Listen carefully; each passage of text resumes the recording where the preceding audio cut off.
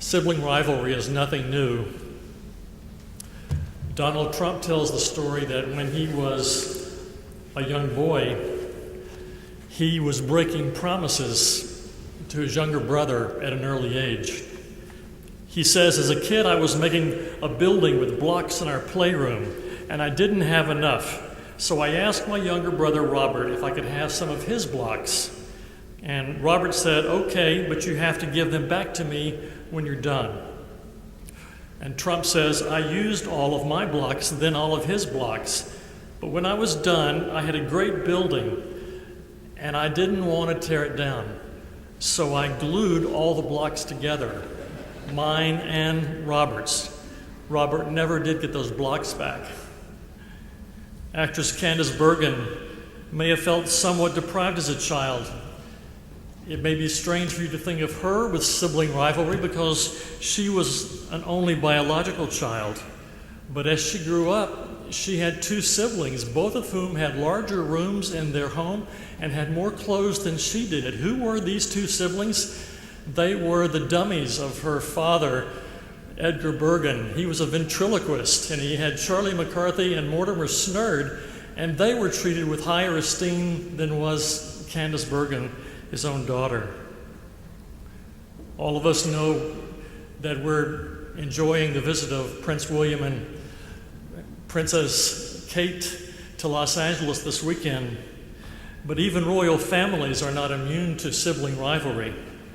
Prince William's grandmother, Elizabeth, was 4 years older than her sister, Princess Margaret, but it seemed for a while that Margaret, the younger, would be the dominant sister.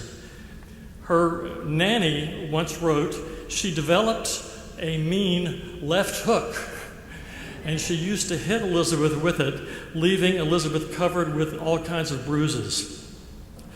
A quick learner and a natural mimic, Margaret was also the star of their early amateur performances. And when the children performed a production of Cinderella, Margaret happily cast herself as the princess and forced Elizabeth to play the prince.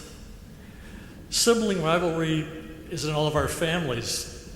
I remember that one year my godmother gave me a live chicken for Easter, and my next brother down was so envious of my gift that he took that chicken and put it in the refrigerator. And unfortunately for him, the chick didn't die. So in those days he found, do you remember those plungers that do bug spray that you go whoosh, whoosh? So he did away with my Easter chick that way. All of us have funny, sometimes painful, sometimes complex stories about how we grew up with brothers and sisters. And today we hear one of the most famous stories of siblings in the entire Scripture, indeed, one of the most famous in all of literature. The story of these two fraternal twins, Esau and Jacob, born only seconds apart, and who had a life of conflict that would unfold ahead of them for years and years to come. Where does that come from? Is conflict hardwired into us? Is it our nature to be the way that we are?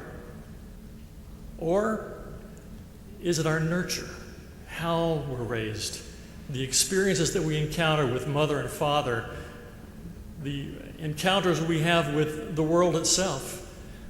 If you're a student of psychology, you know that this debate has raged for years. Nature, meaning it's hardwired in us. Nurture, meaning that the influences of life shape us. What made Jacob and Esau such rivals and competitors and enemies for most of their life? When Jacob was born, the second one, he got the name Jacob, Jacob, which means the one who usurps, or the one who takes over. Even at that early age, something was happening there in the womb. Rebecca, their mother, knew even before that they were born that there was something the matter. It was not an easy pregnancy. she felt these twins wrestling and arguing within her for the entire 9 months. So much so that she once cried out to the Lord, if this is going to be how it is, why should I even desire to live? And the Lord comes to her in an oracle and gives her one of the strangest messages in the Bible, because God tells her that the younger of the two twins will rule the older. And that was in direct contradiction to the entire biblical tradition, where the oldest child, the oldest son, is always the dominant, always firstborn, always the inheritor of everything that there is. And God tells her a message that God doesn't tell Isaac. He tells it to Rebekah. And as these boys begin to grow, they experience nurturing of many different kinds. For example, Isaac loved the elder Esau, and Rebekah, the mother, loved Jacob, the younger. And the parents began to participate in the rivalry and the conflict and the dysfunction of this family. Each of the parents, because of their favorite children, began to have influences which were felt by these two boys and which influenced their lives forever. When they were young men, barely in their teenage years, Esau comes in one day. He's a big, strong man. He's a hunter who knows how to do all kinds of physical things. And he has literally exhausted himself that day. And he comes in and smells this delicious aroma in the home and discovers that his brother Jacob has made a stew that looks and smells like nothing he's ever tasted before. And he said, I'll give you anything if you'll let me have that stew. And Jacob, being the deceiver, being the deceptive one, being the child who usurps the other, says, you'll give me anything? And Esau says, anything. And Jacob says, well, what about that birthright that you have? And Esau is so famished that he doesn't think clearly about the future, about what it means if he should lose his birthright. It would mean that Jacob would inherit twice as much as would Esau if Jacob had the birthright. It would mean that the full inheritance of Abraham, their grandfather, would come not to Esau but to Jacob and his descendants. It would mean, in some ways, that the very blessings of God would be moved from the elder and rightful son to the younger son. And yet Esau was so impulsive and let his hunger rule his behavior to such a degree that he gave in. And in that formative moment, these two brothers are launched onto a course of enmity and rivalry, which brings both of them to the very edge of the cliff on several occasions. Over the next 2 Sundays, you'll hear a second and a third chapter of this story. Next Sunday with me preaching, and on July the 24th with Reverend Mark preaching, to tell you this saga, one of the greatest sagas in the entire Bible.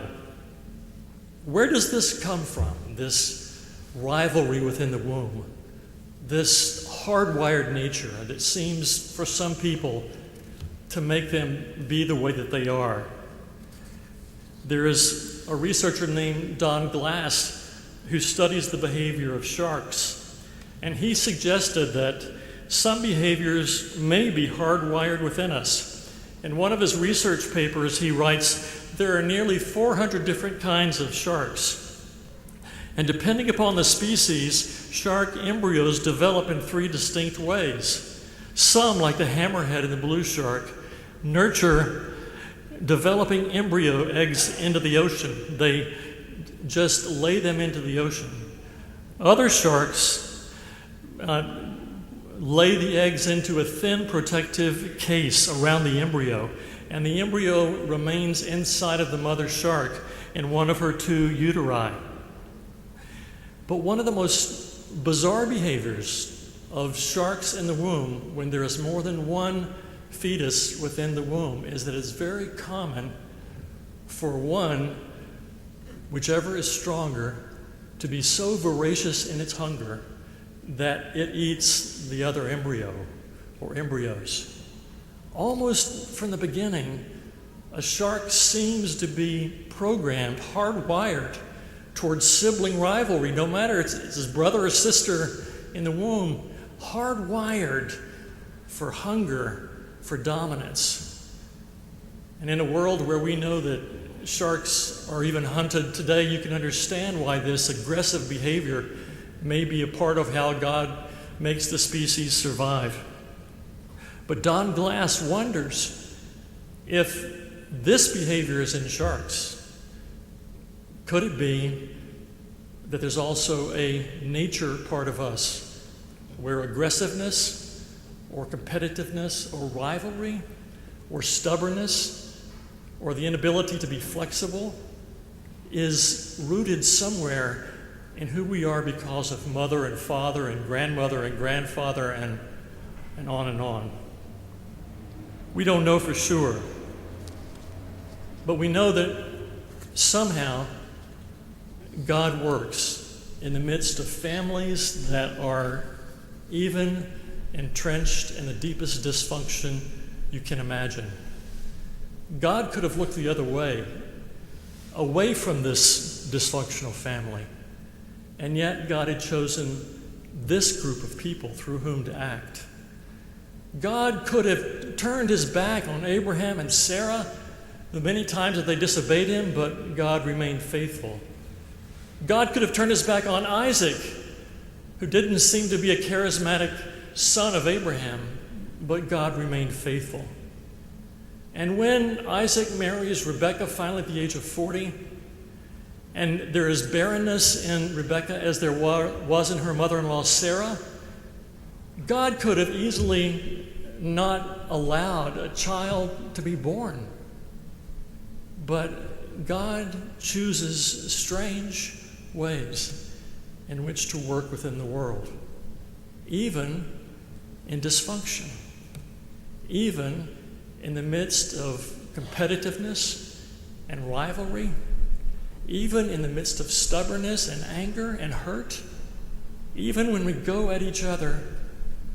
Sometimes God is at work making a way to happen. It's been pointed out by not a few scholars that this story in Genesis is remarkable because God tells Rebekah who Jacob will become. Normally, the Lord God in heaven tells the father what's going to happen. But here, God has more trust that Rebekah will get it right than Isaac.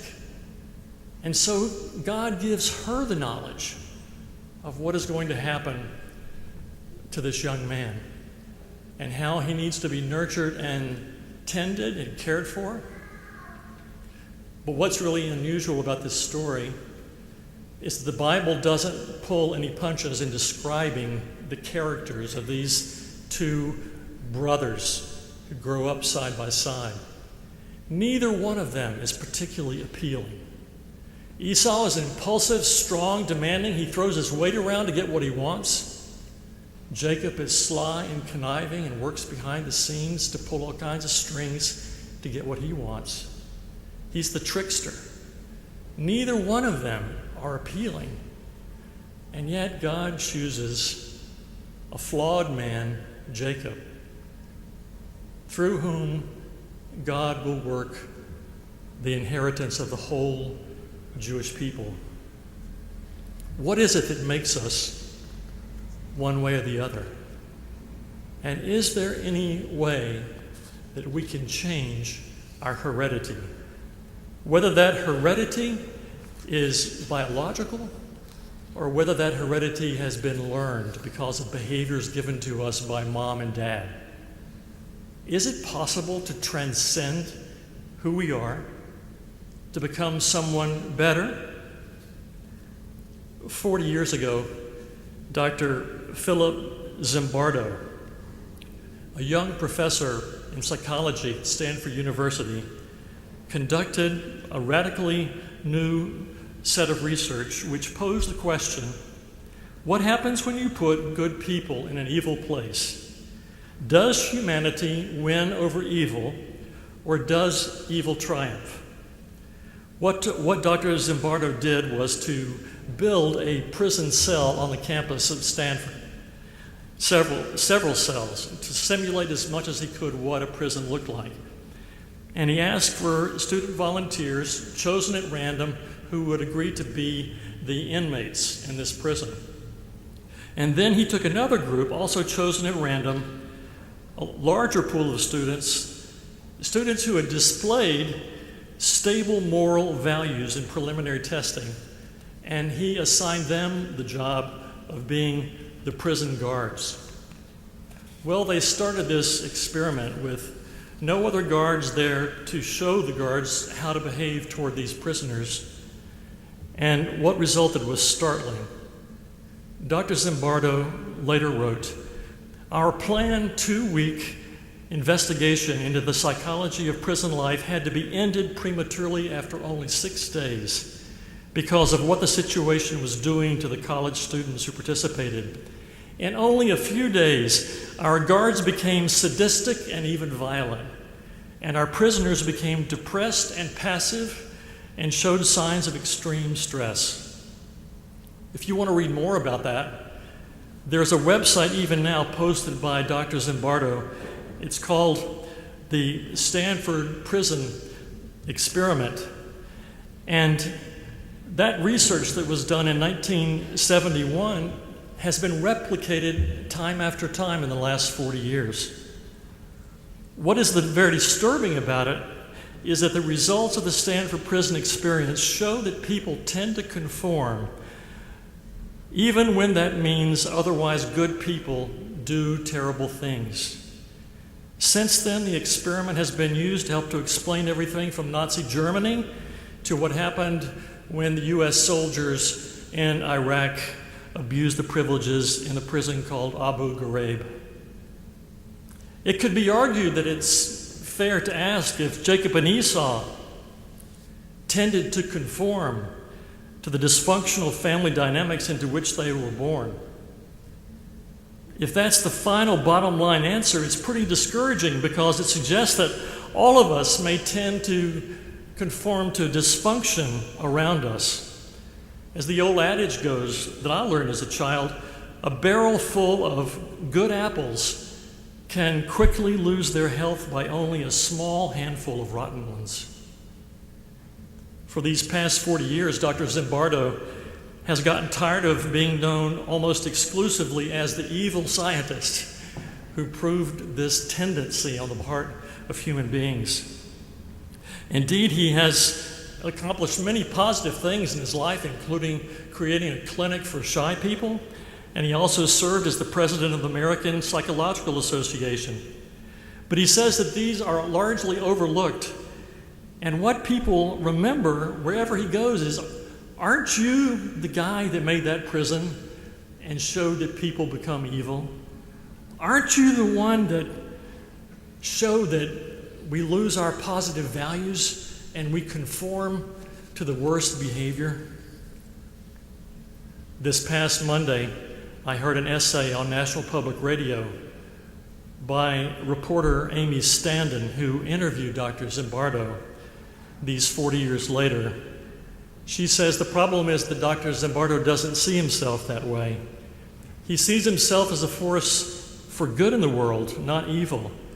And so now, retired from teaching at the age of 78, he has a new project, one that aims to change his legacy in a dynamic way, to turn regular people into, if it is possible, heroes, or the very best that they can be. Not comic book heroes, but rather someone who would help a Jew escape from the Holocaust.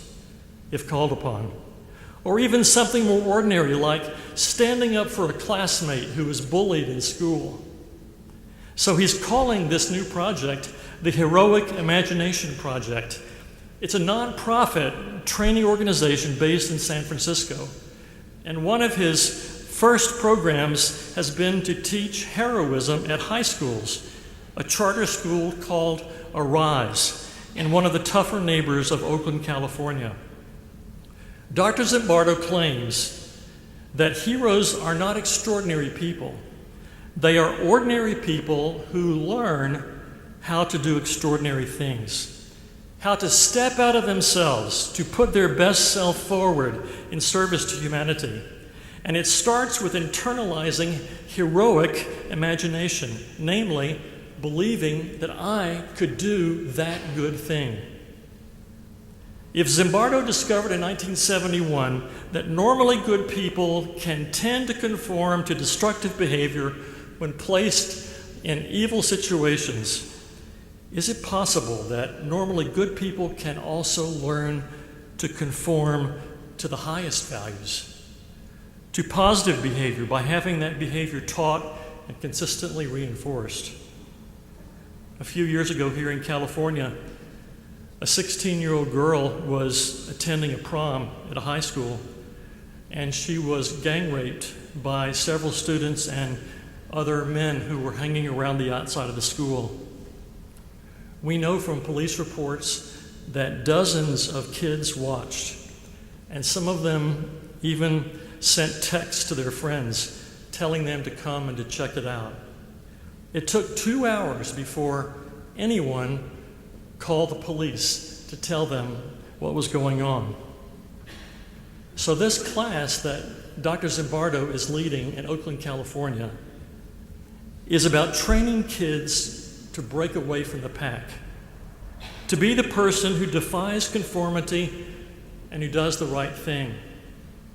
Philip Johnson is one of his seniors in the school, and Philip Johnson said to his classmates only a few weeks ago, they had to see the girl, you know. They had to see that girl go into the back with all those guys, and if I see a group of guys in a circle or something, I'm going to go over there and say, yo, what's going on here? And if I see what's going on, you know, it's like, oh, wow, this isn't right. This has got to stop. But that didn't happen, apparently. Dr. Zimbardo himself is a survivor of ghettos in the Bronx, in the South Bronx, where evil and drugs and prostitution and violence were the norm. How did he rise above all of that? Why does anybody become a leader or a hero and someone else becomes a follower or worse? And do we have a choice in who we become? Philip Zimbardo's class is teaching the students that they do have a choice about who they become. No matter if they have a strong nature or nurture behind them, or a destructive nature or nurture behind them. They have choices about who they become. Dr. Friedheim writes, family conflicts have far-reaching consequences extending into personal, political, economic, and religious spheres. The conflict within this family of Isaac and Rebekah and Jacob and Esau will become more and more sharply evident as the narrative moves on. What will this mean for the future of God's people? Are seeds being sown in these dim recesses of history that will one day reappear as bitter fruit for the descendants of this family? What the people of God do with conflicts with which they are inevitably presented will make a difference.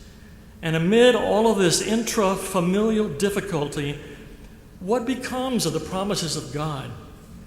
Will they transpire as God intends? Well, what we know is that God does not shape our behavior, that God gives us enormous freedom and power to make our way in light of the promises and the blessings that God gives us.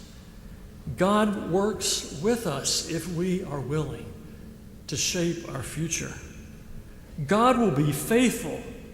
That is never in doubt. But what the recipients of the promise do and say along the way, what you and I do and say along the way, will make a difference regarding the shape of God's promises and the fulfillment of them. Theologian J.R. Miller writes, Christ is building his kingdom with the broken things of earth. People desire only the strong, successful, victorious, and unbroken things in life to build their kingdoms.